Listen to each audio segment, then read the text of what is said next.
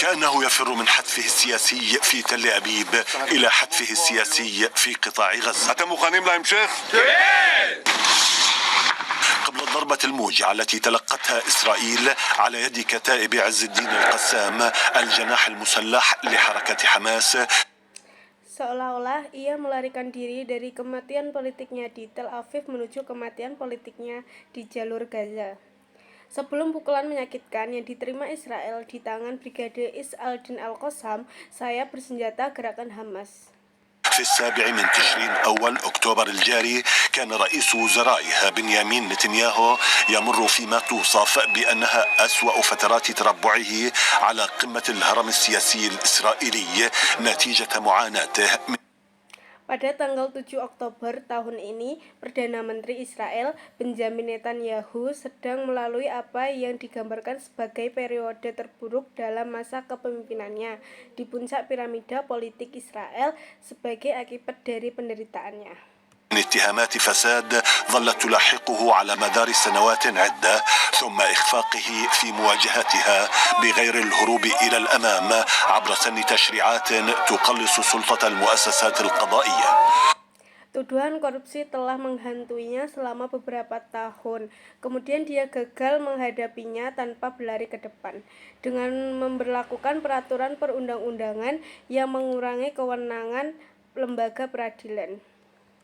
وهو ما أجج الانقسام الداخلي على مستوى النخبة السياسية كما على مستوى الشارع ليبلغ ذروة غير مسبوقة منذ إقامة الدولة التي تسمي نفسها باليهودية على أرض فلسطين عام 1948.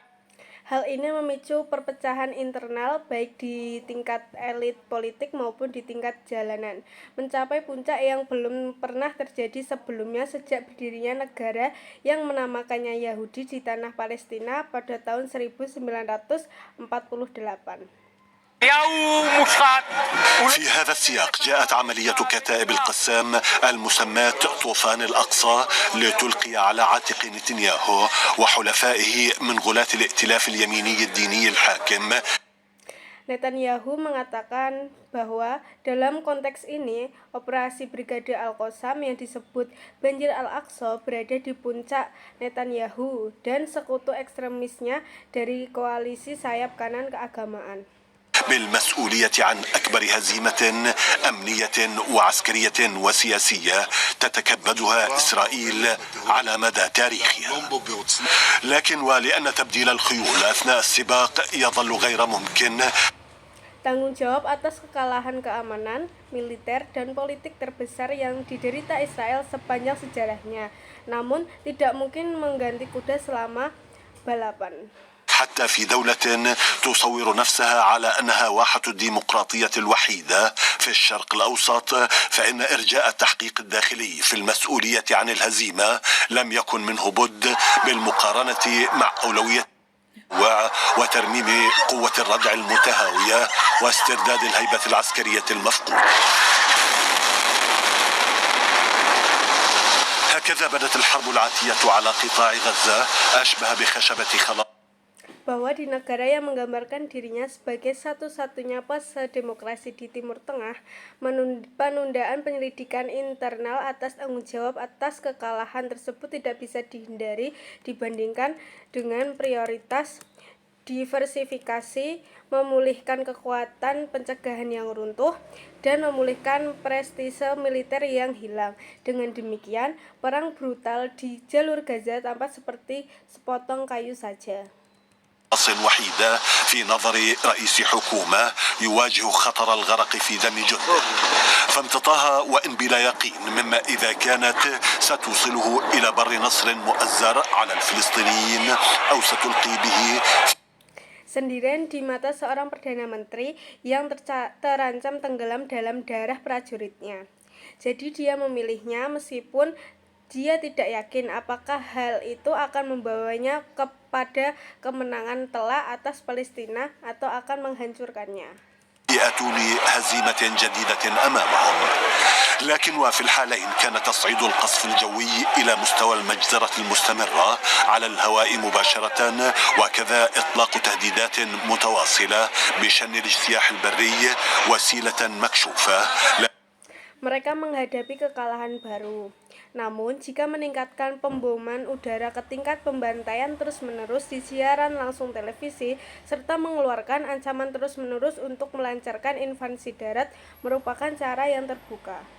للانتقام فحسب بل لتأجيل يوم الحساب الداخلي أيضا. وفق محللين إسرائيليين ذهب بعضهم إلى حد القول إن رئيس الحكومة يخوض هذه الحرب Bukan hanya untuk balas dendam, tapi juga untuk menunda hari perhitungan internal menurut analis Israel. Beberapa dari mereka bahkan mengatakan bahwa Perdana Menteri sedang berperang dalam perang ini. من أجل خلاصه الشخصي.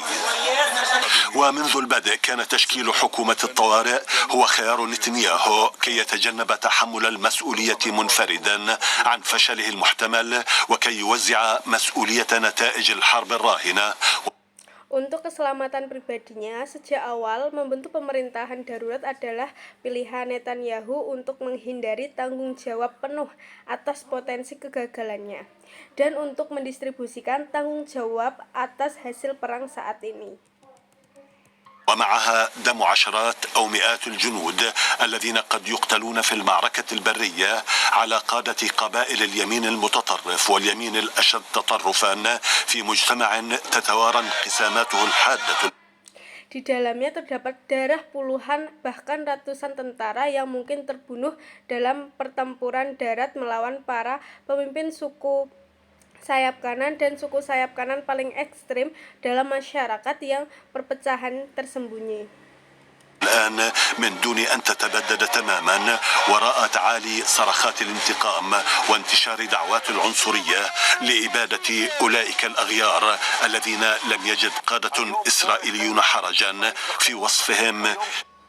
Sekarang kita tidak perlu lagi sepenuhnya larut dalam meningkatkannya seruan balas dendam dan penyebaran seruan rasis untuk memusnahkan orang-orang non-Yahudi yang tidak malu digambarkan oleh para pemimpin Israel.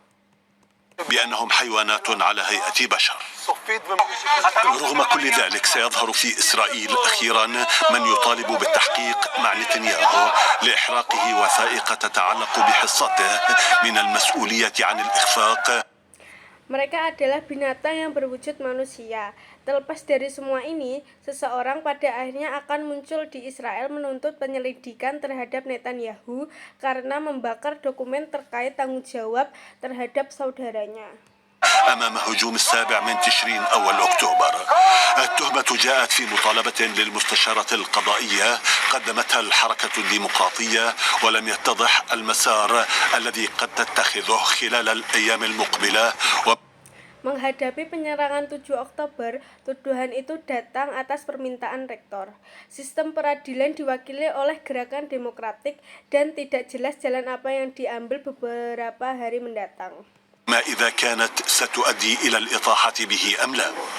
ما يلفت الانتباه هنا أن هذا المتغير الجديد في شأن التساؤلات عن مستقبل نتنياهو قد ترافق أيضا مع ظهور تحليلات لأصوات مسموعة في Dan apakah hal ini akan berujung pada penggulingannya atau tidak? Yang menarik perhatian di sini adalah bahwa variabel baru mengenai pernyataan tentang masa depan Netanyahu ini juga dibarengi dengan munculnya analisis. تقول إن الرجل حاصر نفسه بالتحالف مع المتطرفين كي ينأى بنفسه عن السجن بتهمة الفساد. وثمة من يعتقد بأن الاندفاع في الحرب من دون تقديم ما يعكس الالتزام. Barat mengatakan bahwa pria tersebut mengelilingi dirinya dengan bersekutu dengan ekstremis untuk menghindari hukuman penjara atas tuduhan korupsi. Ada orang yang percaya bahwa perang tanpa pengorbanan apa yang dicerminkannya. بما يسمى حل الدولتين مع السلطة الفلسطينية سيكون خطأ كارثيا على إسرائيل كما على الولايات المتحدة وقد يؤدي إلى انزلاق قوى إقليمية وعالمية كبرى نحو التورط في الصراع. Komitmen terhadap apa yang disebut Solusi dua negara dengan otoritas Palestina akan menjadi kesalahan besar bagi Israel dan juga Amerika Serikat. Hal ini dapat menyebabkan negara-negara besar di kawasan dan global terjerumus ke dalam keterlibatan dalam konflik tersebut. توماس فريدمان مثلا وهو من عتاة الصحفيين المؤيدين لإسرائيل أطلق ما وصفه بالتحذير الصارخ من أن يضع نتنياهو إسرائيل كلها في سجن. Thomas Friedman misalnya salah satu jurnalis pro-Israel yang paling keras kepala mengeluarkan apa yang ia gambarkan sebagai peringatan keras bahwa Netanyahu akan memasukkan seluruh Israel ke dalam penjara Gaza.